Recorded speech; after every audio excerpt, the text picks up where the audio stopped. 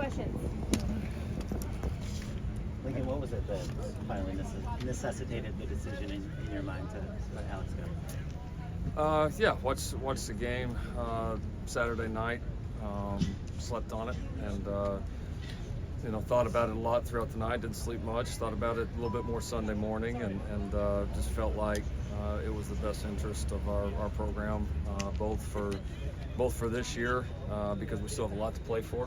We still have a really cool opportunity in front of us, and for the future that we needed to make the change, and we just we simply weren't making the progress I think that we all expected that we would make, and it's tough because these decisions, when you make them, there's no guarantees in this game. I mean, we're 2 football snaps away from being undefeated in this conference right now. You never know exactly how these things are going to go. Alex is a great coach, a great person. He's proven that a lot throughout his career, and I'm disappointed that it didn't work here. I know he is as well, but we've got to move on. We're going to move on. Excited for Coach Nua and Coach Odom, their opportunity. Excited for Taylor Mays. Excited for our team. We got a big-time challenge, but a big-time opportunity right in front of us here with these last 2 games. And when we win these 2, we could put ourselves in a pretty cool position. And so that's our focus, my focus going forward. If we were in a situation where we didn't have a whole lot left to play for in terms of a conference championship and having an opportunity there, it might feel a little bit different. But we are very laser focused on these opportunities ahead, and then whatever comes next after that, we'll deal with it at the appropriate time. How do you explain the difference between the expectations you had, the confidence you had in the defense and Alex, and how it played out? What explains the difference? Yeah, it's a tough question. The bottom line is it didn't get to where any of our players, any of us expected, and we all take ownership in that. Listen, that's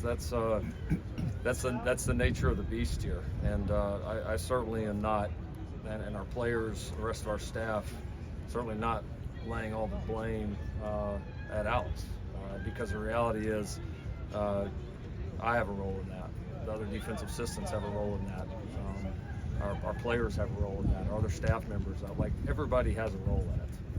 And so if it goes well, that's great. And if it doesn't go up to the expectations, then changes are going to be made, adjustments are going to be made, and that's just part of the business. And so I think I have some thoughts of why. I don't know that this is the appropriate time to jump into all that. We're getting ready to go play a really important football game.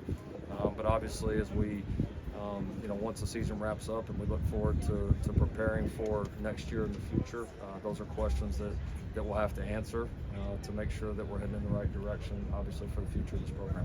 Lincoln, what was your overall thoughts on Zach Grinch's tenure here as the defensive coordinator? What's that? What was your overall thoughts of Zach Grinch's tenure here? Alex Grinch? Alex Grinch. Yeah. Well, first, I mean, SC Trojan fans should know he's one of the first people to say yes and get on the plane. And he wanted to be here and saw the potential and believed in this place as much as I did. And I think that ought to be appreciated. Second, he was a part of the greatest turnaround in this school's history. And that should be appreciated. I know things defensively through the end of last year and throughout the season, especially kind of from mid-season on, have not been what either one of us wanted. And that's obviously why we're here today, so I think that says enough. Lincoln, was this a decision that came primarily from within the football program? Was there input from an athletic department standpoint? Did it come from you specifically? It was my decision. With the portal opening in a month and recruiting, really signing 2 weeks after that, does that kind of dictate the timeline for the search? It's something you're aware of. You can't avoid it. But I'm not going to sacrifice anything for getting the right person. That's the most important thing. These are decisions that have long-ranging impact on our program, and It's a decision you don't make lightly in the first place, and then as we decide future course, we're obviously not going to take that lightly either. And so we'll pay attention to obviously the recruiting and how that goes, and communicating with our recruits, which we've had a chance to do with a lot of them up to this point, and we'll do more. But nothing will trump getting the right person in here, because we're going to play great defense here, like, period. It's going to happen. It's going to happen soon. There's no reason in the world why it can't. And obviously a key is getting that next person in here, but also a key is, like I said, all of us, myself, players, other staff members, everyone that's a part of this thing going forward has got to own their part in it as well. What is about making that hire? What are some of the factors that you think will be important that you're looking for this week? I definitely get the question. I honestly, just with the week ahead, and really the next couple of weeks ahead, don't know that I want to just start laying out a bunch of specifics. I know, obviously, I will. Obviously, I've in the last several hours, I've spent a little bit of time thinking about it. Majority of my time is obviously getting ready to go play Oregon. I think, very simply put, though, I think what I said before, our goal here is to be an elite defense, one that is a huge part of this team, of the strength of this program, is one that leads us to championship opportunities year in and year out. And finding the right person to help get that done is certainly where we'll start. Have you balanced the next 2 weeks of coaching this team and list the other candidates to you? 99% coaching this team. Maybe when I get a few minutes here and there, spending a few minutes thinking about it, putting together a little bit of thought. But again, it'd be different if we were sitting here in a different position. But the reality is, you win these 2 games, this thing gets pretty interesting pretty quick. Just look at the standings, and this team's capable of it. And I told them this morning, it's in the team meeting after gave them the news. I said, look, guys, it's our feet are planted forward right now, focused on these next 2 weeks and being the very best that we can and rallying from this. And so if I'm going to ask our team to do that, then I better be doing the same thing myself. Like, what was the touched on this just a little bit already, but obviously we're close with Alex and have a strong relationship with him, and just to have to make that decision, as hard as it was, how hard was it on you? It sucks. Yeah, it sucks. I've been very lucky. I've had great staff members, in the time that I've been a head coach, that have supported me. Alex being one of those. We won a lot of games, a lot of championships, did a lot of great things together. And he's a good friend. He's got a great family. I mean, shoot, our kids are close. There ain't nothing easy about it, and you can't, as much as you wish you could. Sometimes it's hard to separate, professional from just, I think, just basic kind of human feelings about one another and their family. So, I knew it was a decision that was the right decision at this time and point, but certainly didn't make it easy. But I am that committed, and we're all that committed to playing great defense here, and whatever it takes to get that done, that's what we're going to do. What would you tell the other defensive assistants? Is obviously their future now is a little bit in jeopardy. Yeah, the same thing I'm telling myself, and the same thing telling our players, is stay focused on the present. It's easy for me to lay it out for them, because I got my first opportunity to call plays, and probably a sequence of events I didn't know at the time, but that changed my life. And honestly, I'm probably not sitting here talking to you guys today without that happening when Mike got fired at Texas Tech and I got a chance to call it the first time. I mean, that totally changed my trajectory. And these adversity like this can also bring about some of the best opportunities in somebody's life if you view it that way. And for I shared that with our defensive assistants. I shared that with Brian. I shared that with Sean.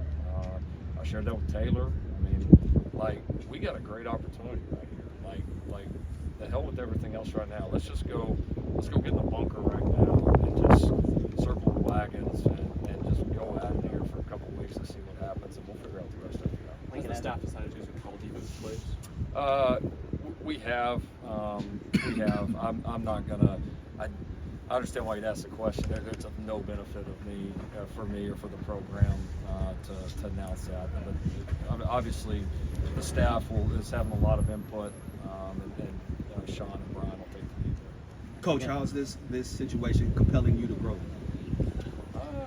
It always does. I mean, football, this sport continually challenges you. I mean, you never get to the point, I think, where you've seen it all, and I think you're constantly pushing yourself to grow and learn, just like you're wanting everybody else in the program to do as well. And so, yeah, I mean, I think it's these situations keep challenging me, and I know I've got to continue to get better. I've got to continue to grow. I've got to continue to learn to help put this program in the best position I can. That's my job, and that's what I'm going to keep doing. Let's do one more. Expanding on that question, what do you feel like you've learned about, having a successful defense, or what it takes to have the defense that you say USC will have? Yeah,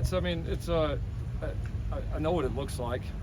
I know what the change can look like, and like I said, ironically, Alex was a huge part of that. I mean, I watched a defense when we took over at OU that was, not the strength of the program, and then I watched in a matter of several months it become the strength of the program, and the chief reason why, the last 3 years, the majority of those wins came on the heels of how well we played defensively. And so, it's great football is great football, and it takes the same thing, whether it's special teams, whether it's offense, whether it's defense. It takes a system that fits the players. It takes a culture. It takes the right kind of players. It takes the coaches all on the same page. Like if you have leaks, if you have weaknesses, you're going to get exposed at some point, like on any side of the ball. And you've got to do your best to plug those leaks, to not have weaknesses, and make as many strengths as you possibly can, whether it be roster, whether it be culture, whether it be schematics, whether it be fundamentals, whether it be communication. I mean, it's all got to be